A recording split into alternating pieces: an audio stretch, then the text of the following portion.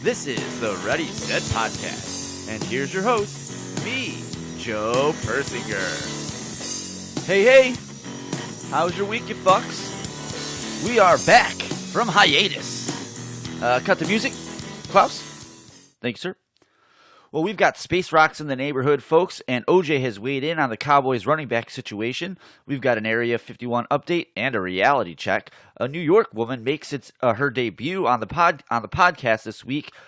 We have a new segment called a President Campaign Trail Mix. Sony and Disney are fighting, and in the staff report, I'm debuting a new segment within a segment that will migrate out of that segment, the staff report, next week.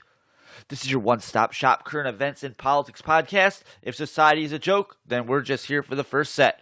Are you ready? Set podcast!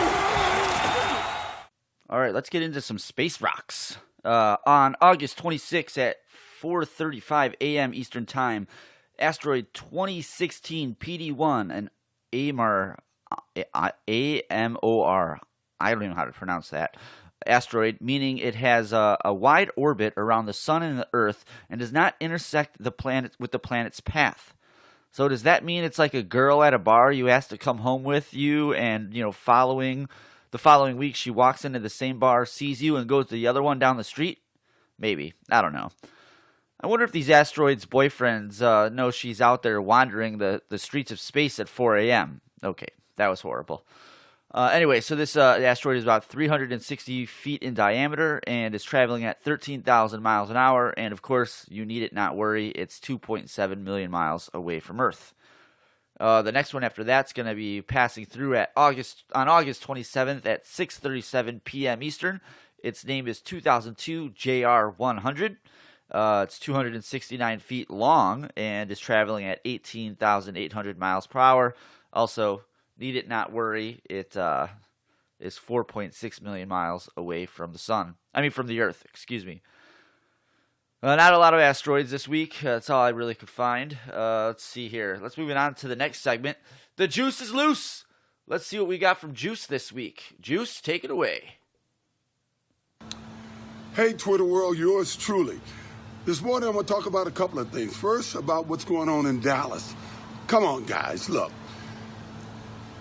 I negotiated about 4 of my own football contracts and numerous contracts off the football field in the commercial world. And one thing I can tell you, when you're negotiating contracts, it's about the money. And as long as you keep it about the money, it's fine. Now, I'm an Ezekiel Elliott fan. I think anybody who's watched me on Twitter knows that. But in this case, I'm 100 joke. It wasn't that funny, maybe, but that's all he was doing, was kidding. He's proven that he has supported Ezekiel through a lot of drama over the last 2 or 3 years, and I think he has the utmost respect for Ezekiel. One thing I do know, you can fight over money, and once that contract is settled, you shake hands and you move on. But once you make it personal, that hurt doesn't move on. People carry that resentment for a long time. So, guys, let's keep it about the money. Kind of like if you murder also, someone. Also, let me talk about basketball. I was listening to probably my favorite announcer, Jalen Rose, talking about the Lakers. And, I'm a Warrior fan. Grew up watching Wilt and Al Attles and Guy Rogers and those guys. But living in L.A. for 33 years, I became a Laker fan. And I'd like nothing better to see the 2 of those teams play in the Western Championship this year. But he was saying that Dwight Howard may not be able to become a 12-minute player guy. Okay, cut this. We don't care about that. That's basically about Dwight Howard not wanting to come off the bench. Not really worried. All right, OJ, that's good to know. I think that's all we got on him this week. What else we got here? Oh, we have a college scandal update. We haven't broached this subject in a while. At the beginning of the podcast, when we started this whole thing, this was kind of the big breaking story, and I think we got a little update here, so let's get right into it. Aunt Becky and her husband are due in court later this week. Not apparently, but on August 27th, the infamous duo will ask a judge to waive their rights to separate attorneys as they are both being represented by the same law firm. Apparently, this infamous duo wants to show everyone that they're a united front. Well, that's a bunch of hooey.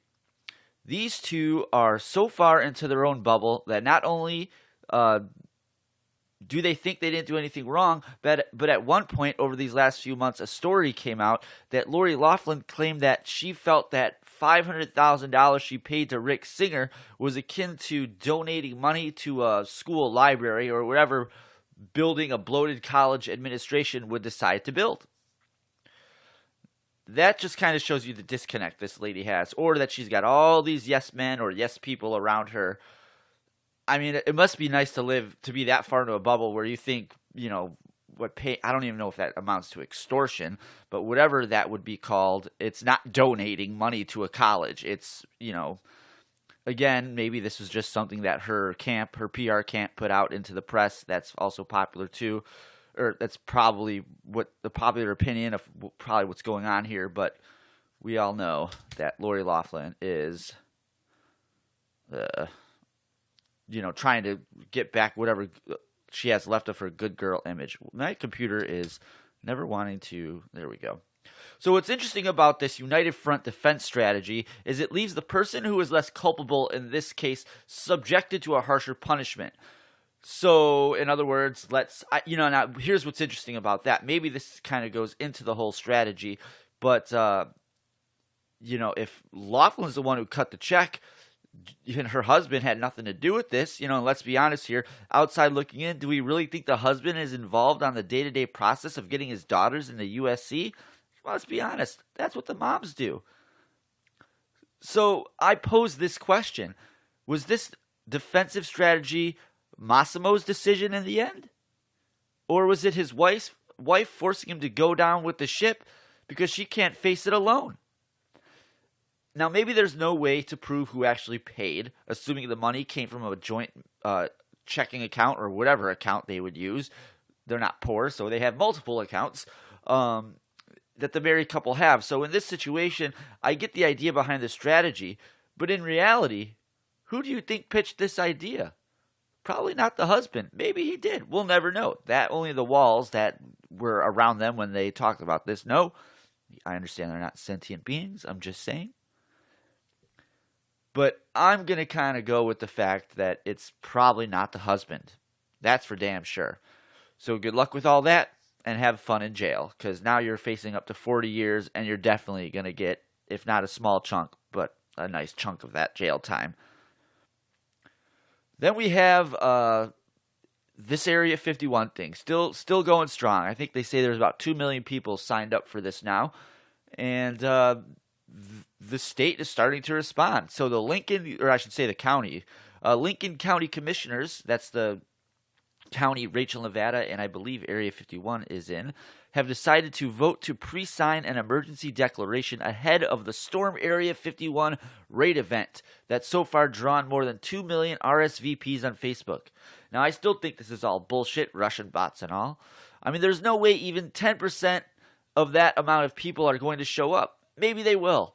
But the county wants to be prepared, so they unanimously voted 4-0 to approve the declaration in preparation for this mysterious affair, which seems to be slowly morphing into some kind of Burning Man alien stock event that may or may not happen. The emergency declaration allows the state to supply resources in the situation the small outpost in Rachel, Nevada needs help. But what are resources? Do they mean water? I mean, it is a desert. Do they mean porta potties? I mean, I don't think property owners want people taking random shits out in the middle of the desert. Maybe they mean providing entertainment. I mean, someone did say it's going to be like an alien stock event. And what's with adding stock to every concert? It's like this whole, if there's a scandal, you just add the word gate after it. Christmas gate.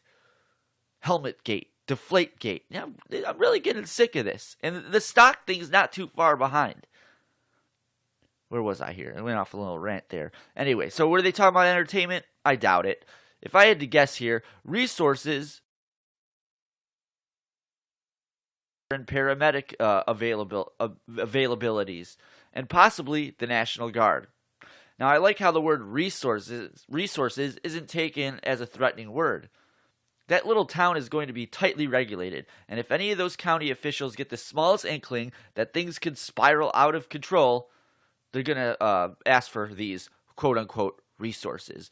Now, through the weeks here, I've been kind of keeping an eye on this. It's been popping up on the news here and there. And from what I understand, I don't even think the cell towers out there can take more than 10,000 people at a time. So if you end up going out there, also remember, you're in the middle of the desert. There's very limited resources. It's not like there's going to be a giant Walmart out there. And it's also 2-lane roads. And those roads aren't built to handle a lot of people. Trust me, I know. I've been to Burning Man before, and it is very similar. It's, an hour and a half, 2 hours north of Reno. The way to get up there is a 2-lane road that takes you through these, literally, I don't even think you could call them one-horse towns. But the traffic at Burning Man, and this is only, 60,000 people at this event? I mean, not all at once, but give and take, however many people at a time. I don't really have access to the information, but traffic backs up quick on those 2-lane roads up there in the middle of nowhere in Nevada. So if you're heading out to Rachel, Nevada, and you're heading to this Area 51 event, bring a lot of supplies, a lot of patience, because you'll be sitting in traffic, and I don't think you should expect to have any cell phone reception, because your ass is going to be living off the grid, especially if there's all those people heading out there. Now, the Air Force spokesperson said in a statement that military officials were aware of the event that aims to uncover what many people believe are conspiratorial secrets of the military installations in Nevada. Now, they didn't specify, the spokesperson that is, any security plans for Area 51, but did warn those of thinking of entering the area. I mean, they're probably saying, if you come in here, we're going to fucking shoot you or arrest the fucking shit out of you. Anyway, and this is where things take a small but interesting turn. The spokesman said, quote, now I want you to listen to this, because in a way they're telling you what is going on at Area 51 without really telling you that's what's going on at Area 51. And all of you out there who want to be Mr. Conspiracy Theorist and say this is just what they want you to think, you're a fucking idiot. This is what's going on at Area 51. Here's the quote from the spokesperson. The Nevada Test and Training Range is an area where the Air Force tests and trains combat aircrafts. Any attempt to, of course my computer fucking fucks me there. I don't even know how to do that. Anyway, where are we here? There goes all that momentum I had going. The Nevada Test and Training Range is an area where the Air Force tests and trains combat aircrafts. Any attempt to illegally access military installations or military training areas is dangerous. And I don't really know what they mean by that. Maybe they mean you could walk in the middle of an aircraft training mission and get shot, or they're just going to shoot you for being on the property that you're not supposed to be on. Now, there was a time many years ago where the government wouldn't even acknowledge the existence of this secret military base. They were so secretive about its existence, they were perfectly okay with arming the public with misinformation to the point that they were willing to let people think there was alien air traffic over the late night skies of rural Nevada. A misinformation campaign, if you will. But it wasn't until the 90s, the Clinton administration, where the government did acknowledge the existence of the base, and over that last 25 to 30 years, declassified information that has slowly been trickling out to confirm that very fact, that the base does exist. Now, I hate to be the bad news guys. No, I don't. I love being the bad news guy. But that's all it is, folks. It's a base where they test and train combat aircrafts. Think about it. Nowadays, jet technology is something nobody really thinks twice about. But if you're in rural Nevada in the 50s and hear a jet engine that has never been talked about before, you'd be a little spooked. And then you see the bottom lights of this aircraft moving at speeds you've never heard or seen. The lights on the bottom of this plane or jet give it an optical illusion that it's some kind of alien spacecraft bending space and time. It's a jet practicing combat exercises or reverse engineering a MiG or Su jet fighter. I mean, that's what they do at Area 51. They run combat missions, they run training exercises, they run weapon training exercises, and they also attempt to reverse engineer Chinese or Russian jet fighters. That's all it is. But go ahead, folks, and storm the base, because I'm sure the Air Force isn't going to wait there and not make an example out of someone. So we got a Florida man story like we do usually every week. Not too many details on this one, but a Florida man was arrested after a botched castration out of a backroom surgery being held in some old guy's house. Highland County Sheriff deputies responded to 74-year-old Gary Van Rushvich home last weekend. When the deputies arrived, the Florida man explained he just performed a medical procedure on a man inside his home that had been set up like a surgical center. The pair met online, where high-quality medicine and surgery is practiced, and even though he told police he had performed this procedure on another man years before, and get this, he did it himself. Oh, by medical procedure, I meant castration. So he was hired on the internet by someone who wanted him to castrate him. He had done it to someone else prior, and he had even done it to himself. Yet he still managed to botch the job. The details were fuzzy on what exactly was botched. I mean, did he hit a vein? Did he accidentally slice off his shaft? Did he puncture the scrotum? I mean, I get these are gruesome details, but to bury the lead like that is just irresponsible. The guy was arrested and charged with practicing medicine without a license and is currently being held on a $250,000 bail. The patient, and I use air quotes there, who I assume has no twigs and berry anymore, was taken to a local hospital and is being flown to a local medical center, and he is in stable condition. Or is that technically she now? Don't use the internet for medical procedures. You'll just end up getting your dick chopped off. And then here's a new one. We have a New York woman. Elizabeth Sanchez, 32, of New York City, was sentenced to 23 years in prison for killing her aunt with a meat cleaver and raping a teenage relative in 2017. She pleaded guilty to first-degree manslaughter and second-degree rape on June 20th of this year. Jeez. 8 weeks to sit in jail while you stew and wait for the hammer to fall. Whew, the slow wheels of justice. They might be slow, but they do turn. She was accused of having sex with a teenage male between December 30th, 2016 and January 2017, and again in March of that same year of 2017.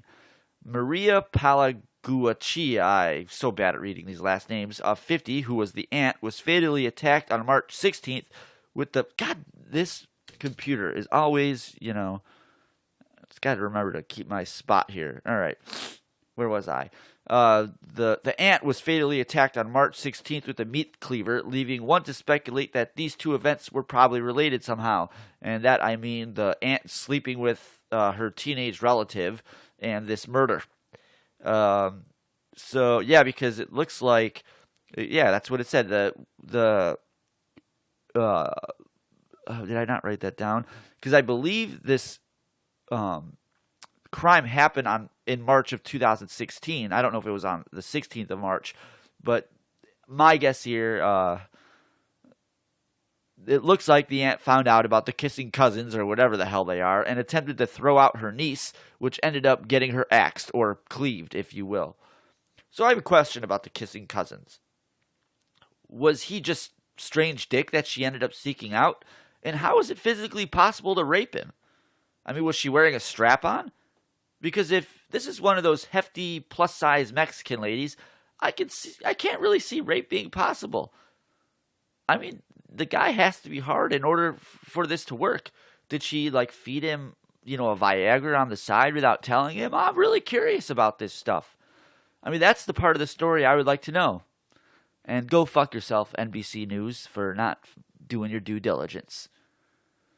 Okay, so we're going to move on to our new segment here. This is going to be Presidential Campaign Trail Mix. Kind of ripped that off from a cable news network. I don't know if they all call it Campaign Trail Mix. I just like the name. So we're just going to kind of do an update on what's going on and who's in and who's out and all that good stuff in between. So since the first debate, which was at the end of July, Eric Swalwell, Democrat congressman out of California, basically left the race after the first debate. And only because he knew he wasn't going to win, which I'm sure he knew that when he filed his paperwork to run as a presidential I don't know what the fuck I'm saying. He knew he wasn't going to win and had to file paperwork, I think, by a specific date this fall in order to keep his seat in Congress. So he clearly knew that running for president was a waste of his time, our time, because he never really had any intentions to see this through because he didn't want to lose his seat in Congress or his power, if you will, if you can even call it that. So that guy's a waste of space.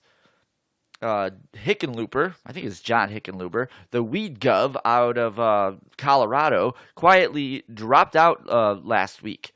Yeah, I didn't know either. It was quietly mentioned that this might happen. Nothing was followed up, and now the guy is running for a Senate seat in Colorado. The fake news media are so misleading. Then we have Jay Inslee, the climate change gov from Washington. Classic corporate Democrat running on a platform of emotion and unreasoning. I've never heard of him. You've never heard of him. In fact, I'm guessing most people didn't even know he was running in the first place. And that also holds true for the gentleman who dropped out yesterday, Seth Moulton, I think is his name. Moulton? Who? Me thinks he's a congressman, but who really cares? He never made any of the debates, never polled over an anthill he couldn't find, and he's a lightweight with a capital L. The only thing I know about this guy is he poached Marie Harf from Fox News to be in some kind of communications role. And that's our presidential campaign trail mix. I know there is a debate coming up in a few weeks in September, I think mid-September, on ABC. And that should be interesting because as each debate goes on, the criteria to get into the debate gets harder and harder. So I think this debate's down to about 10 to 11 people. All right. Moving on. So I've noticed it's impossible to give a platform to anyone these days. You just never know how or whoever receives it is going to use it. And, some might use it for innocuous reasons, some might respect it, and some might be given an inch only to take a mile. And then there's situations like this where you literally can't even give a platform to someone because one athlete in particular is too tempted to kneel on it during a medal ceremony at the Pan Am Games last week. The other opted to not kneel, but raise a fist in the air to protest. No one bothered to tell these kids that this isn't a professional sporting event. Even then, it's not okay. But all athletes at the Pan Am Games and Olympics agree to rules forbidding political protest. These two athletes were put on 1 year's worth of probation, and the committee warned other athletes that future protests could face more serious consequences. Here you are, representing your country, propelled to this moment by competition and skill, which was afforded to you by the country you represent. And instead of basking in this moment of glory, which isn't about you, might I add, you decide to selfishly take this proud moment and not only make it about yourself, but your opinionated politics that don't represent the country as a whole. They represent you. And I find this move to be beyond dishonest. If you really want to protest, if you really feel like this country has done you wrong for whatever reason, then don't compete in the Pan Am Games. Don't compete in the Olympics. Stay home and find an activist base or an Antifa group to hang out with. And if you really want to stick it to the government, just move out of the country and compete with Canada or whichever country you have chosen to live in. But we all know this new generation isn't about doing something because it's too hard. Exactly my point. This isn't about you wanting to create awareness and change to the daily order. This is about you staging a political stunt to get your name out into the fake news media and promulgate a narrative that doesn't exist on a national level. So quit kneeling or raising your fist in the air and learn to read a room, you selfish centennial fucks. And I'm not going to lie, I'm getting a little fired up right now. A little fired up. Overly produced comic book movies are the bane of my existence. You know what I miss? The $30 million movie budget. That was the golden age of corporate popcorn movies. But those days are long gone. Now it's all about CG, big explosions, 12 A-list stars in one wide-angle shot, and worse, it's all run, well, most of it, by one company. And I'm all about capitalism. But when one company dominates the movie landscape, sucking all the mid-grade movies with the fallout from it buying up a whole market, well, we're not just talking about capitalism anymore. We're discussing the beginning stages of a monopoly that is slowly taking over the dying movie industry. 5 of the last 6 high-grossing movies this year are owned by Disney. And with Frozen 2 and Star Wars, was it Episode 9 coming out later down the pike, it's not out of the realm of plausibility that 7 of the 7 highest grossing films in 2019 will all be owned by Disney. And let's not forget, they have a streaming service coming out in the near future as well. So as the mouse begins its domination at the box office and starts gaining ground in the stream game, one has to ask, do hogs really get slaughtered? Or is that some bullshit saying from an old Oliver Stone movie? That would be Wall Street, if you're wondering. And when you're a behemoth media machine like Disney has slowly become, there is no such thing as a hit. There is no such thing as a hill that is too small to die on. So last Tuesday, Sony announced that Spider-Man will no longer be part of the Marvel Comic Universe, we call that MCU, which I'm sure everyone does, or appear in any more Avenger movies. I don't think this is set in stone, but what I do think is this is a play on Sony's part to say, fuck you, Disney, we're not conceding to your demands. So here's the background. Back in 2014, Sony, who owns the rights to Spider-Man movies, came up with a deal that would see Sony lend Spider-Man out to Captain America Civil War. And in return, Disney would lend out one of its top lieutenants, Kevin Feige, I think is how you say his name, to produce the next two movies for Sony for no fee for either party. No producing fee for Disney or for Kevin Feige. Sony and Disney then revised the deal to allow the last Avengers movie, which found Spidey being a critical part of. Sony sold the merchandising rights to Disney for $175 million, and Disney was taking a 5% stake in future Spider-Man grosses. And with Feige at the helm and full control of the franchise, the money started rolling in. Civil War amassed $1 billion at the box office. Far From Home hit a home run, netting $1.1 billion at the box office, becoming Sony's biggest movie of all time. Now remember, Civil War was MCU, so that went to Disney because Sony was lending out Spider-Man to them. Obviously, because that character is so popular, they wanted to make sure Civil War was going to be a hit movie. I didn't see it, so what do I know?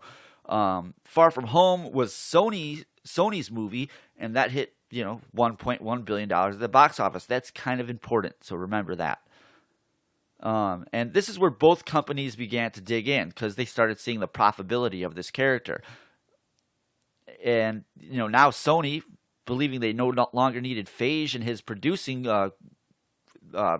skills, I guess, or not needing Disney anymore. And Disney now realizing they can't leave behind Spidey, Peter Parker, or all that money behind them. Now, I'll get to why these two companies have decided to hold the hill they are choosing to die on, but I want to break down this dynamic really quick. Let's start with Disney. Now, back when they made this deal 5 years ago, Spider-Man wasn't doing so well. In fact, the comic book movie scene was looked to be some kind of flavor of the year fad. Not a lot of big executives had a lot of confidence in the comic book movie scene basically becoming what it is today.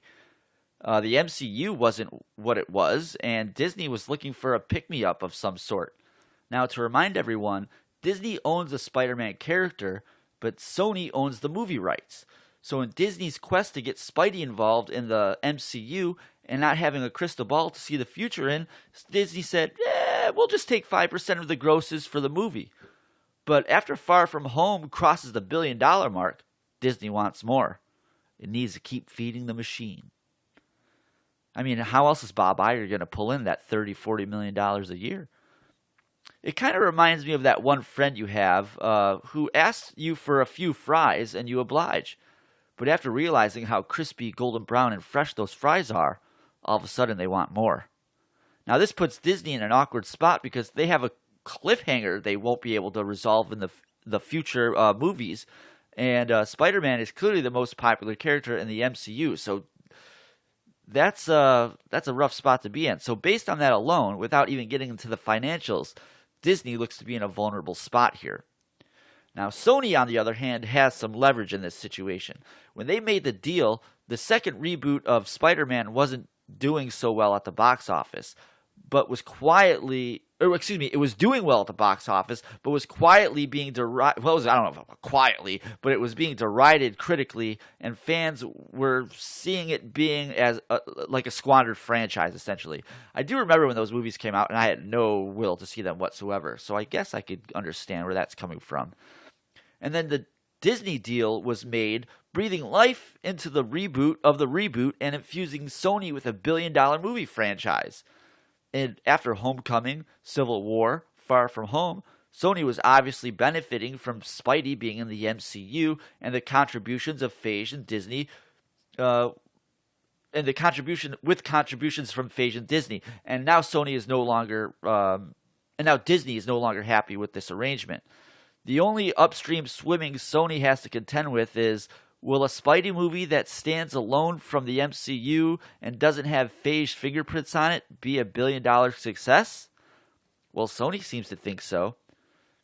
I mean, if you look at it this way, I think every movie that even those movies that were coming out, the mid-2010s, I forgot who the actor was for that, but at the very least, those movies were making at least $700 million, and that's nothing to scoff at.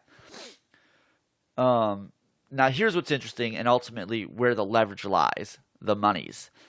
So Disney is asking for more of those golden brown, hot, crispy fries. Reportedly, Disney offered to co-finance the film from 30 to 50%. That's kind of the number is kind of up in the air. Splitting the box office totals with Sony. So it's not hard to see why Sony scoffed at that. So let's just say Disney asked for 50% of the co-financing. Far From Home cost about $160 million to make, which Disney would foot $80 million of that at a 50% rate. And in turn, they'd receive about 50% of a third Spider-Man, I think it'd be a fourth Spider-Man movie, which would be expected to pull in roughly $1 billion. But why would Sony want to save $80 million in order to give away $500 million? It makes no sense. That's not good business. And even without the MCU, Spidey still stands to make close to that $1 billion mark, just like I was saying earlier. If not, they'd still make more money than if they caved to the Disney's monopolistic demands. Yeah, excuse me, my allergies are really bugging me here. So Sony has a leverage here. I'd force Disney back to the table. They're not dumb enough to cheapen the Infinity War movies by glossing over the lack of a Spider-Man character, or even worse, attempting to pretend something happened in the universe no one is dumb enough to buy into. Not to mention, there's that cliffhanger thing Disney has to contend with as well. I'd be surprised to see them come back to the table. I mean, the last thing they want is to be muscled by a movie studio they clearly think of as inferior. So we'll see what happens there. I know a lot of people are kind of hoping that these two companies figure it out, but Disney, I just don't know if they're gonna. I think they might. They got their own issues with the whole MCU and Spider-Man thing, but I think they probably believe they can muscle Sony into giving into their demands. All right, well, let's get to the staff report. In my hands, I hold the staff report. All right, so we're going to unveil a new segment here in the staff report. It's the introductory chapter to a book I've been reading. I'm not going to be just reading. I do plan on riffing in certain areas. I'm not sure if it will be in this introductory chapter, but definitely in future readings. But it'll be obvious. Everyone knows how crappy of a reader I am, so I doubt there'll be any confusion. So with that being said, let's jump into it, and now debuting on Ready Set Podcast, in the staff report, we present the world premiere of the introductory chapter to Landing in Lazarus. Here we go. The soles of his boots created a quick knocking sound against the gray synthetic floor. The sound bounced off the brightly lit, sterile white hallway and reverberated through the empty corridor. The lights buzzed like a hummingbird in a muffled terrarium. The sound waves from the buzzing lights and rubber soles dominated the once peaceful and serene hallway. The bright white lights reminded him of what running through a white cloud would feel like. He was confused but confident. He was lost, but he knew he would find his way. Suddenly, the door he had just run through seconds ago opened. The quietness that deafened the hallway was now gone. He could hear another set of footsteps behind him. the mysterious short man yelled while running, his voice echoing down the hallway like a cannonball leaving a cannon.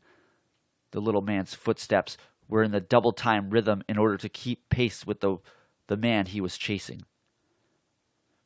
The two sets of running footsteps lit the hallway up like a sound.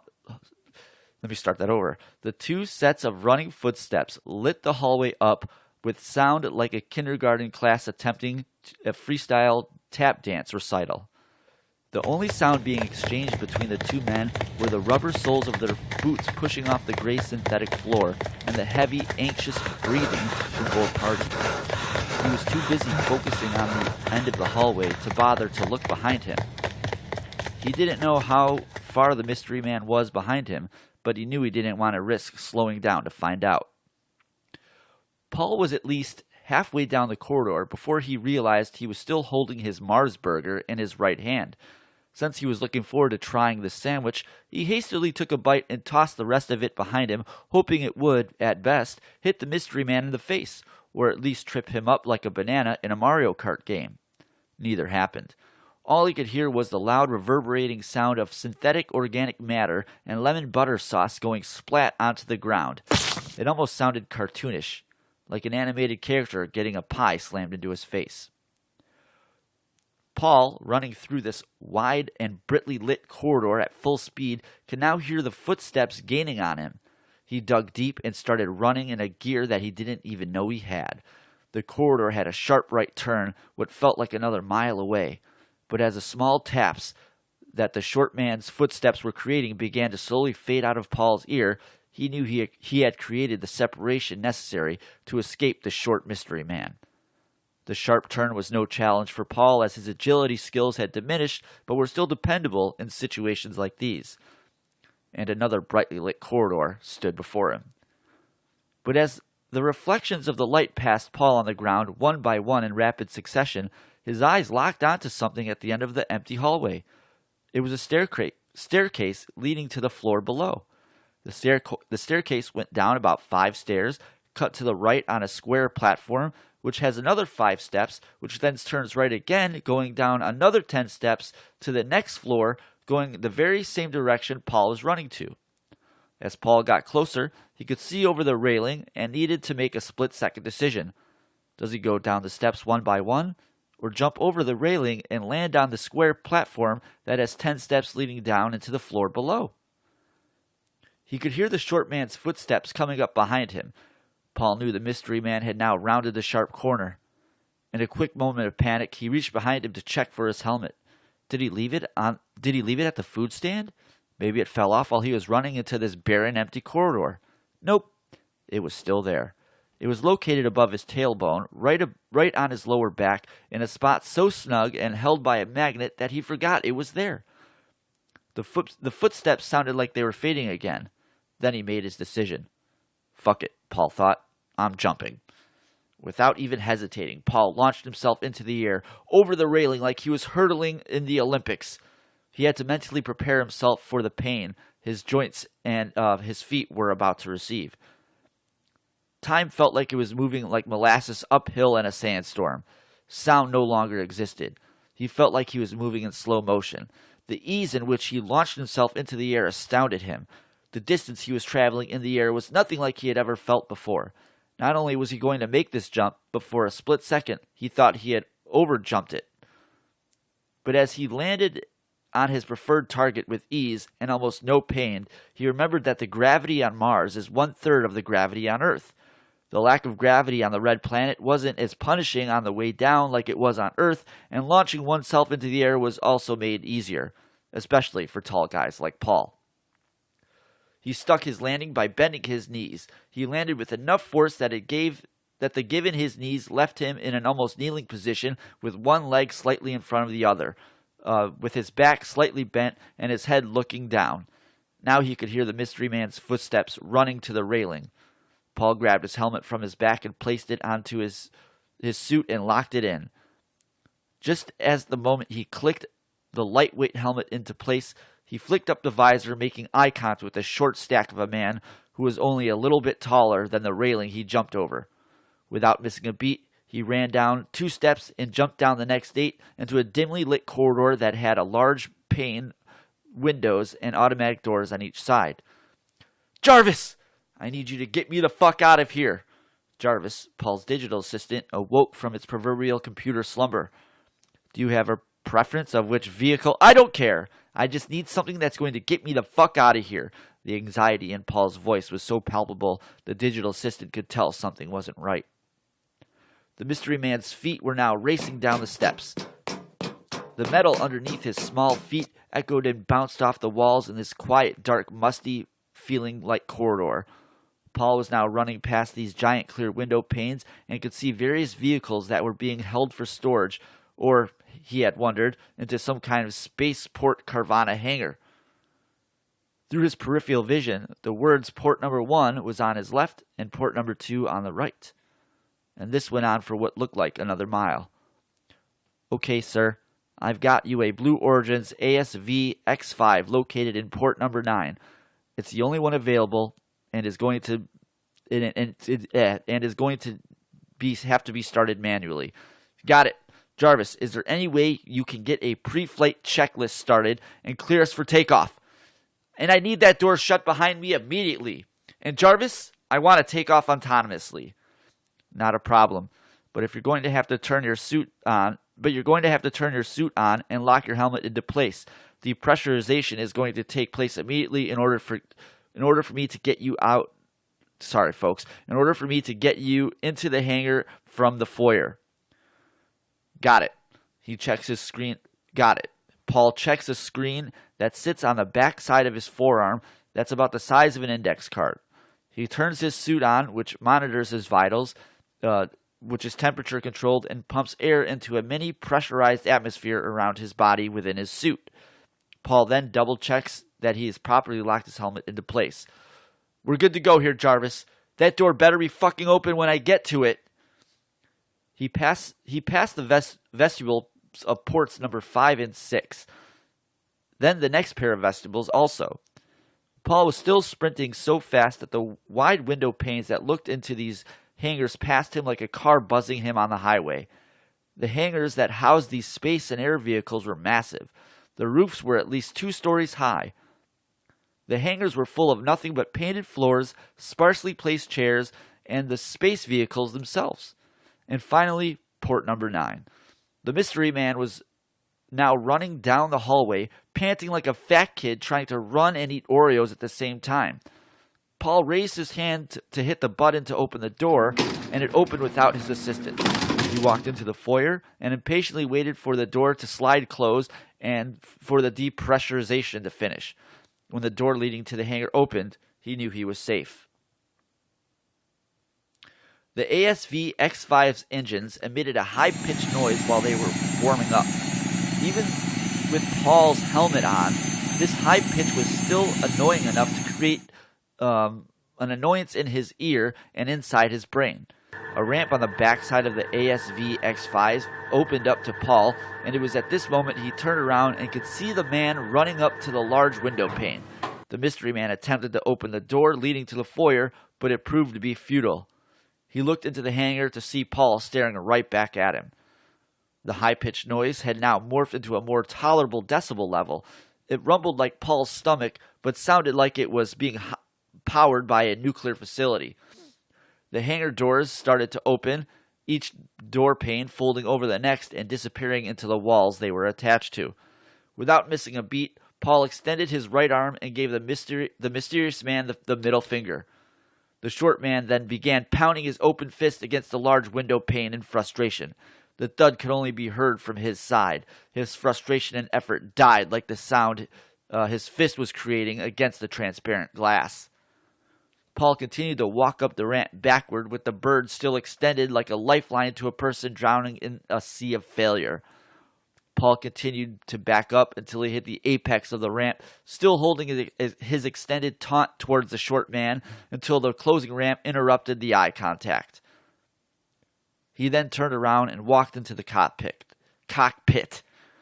He was surrounded by a sea of computer screens, buttons, throttles, and knobs, and a joystick that was on his left. That must be the yoke for this bad boy, Paul thought. A red button blinked in Paul's bottom right peripheral eye, and he promptly pressed it. The ASV X5 roared and slowly lifted itself off the ground, hovering in place like a giant hoverboard. Paul looked out to the scene in front of him. The red planet's atmosphere glowed in the daylight like a brown, transparent rock with a light inside of it. The mountains off in the distance reminded Paul of a mountain range in Tucson he hiked years earlier. The clear skies revealed a baseball-sized sun that was visible just over another mountain range off in the distance. The peaceful and serene scene was interrupted by Paul's digital assistant asking, "Sir, excuse me, sir, do you know where you would like to go?" Without missing a beat, Paul flipped his visor down, buckled his seatbelt, and responded, "We're going to Lazarus." We're trying to get a feel for how people spend their day. The staff reports. So there you go. That's the introductory Chapter 2, Landing in Lazarus. That's going to do it for us this week. Thanks for listening to Ready Said Podcast. Check us out on Apple Podcasts, Mixcloud, or YouTube. And don't forget to give us a like on our Ready Set Podcast Facebook page. This is your one-stop shop current events and politics podcast. If society's a joke, then we're just here for the first set. Thanks for listening, everyone. Please share this podcast if you'd like to support us, and we'll see you next week, you fucks. Thanks for listening to the Ready Set Podcast. Check us out next week, and don't forget to follow us on Twitter and look for us on our YouTube channel, Ready Set Podcast.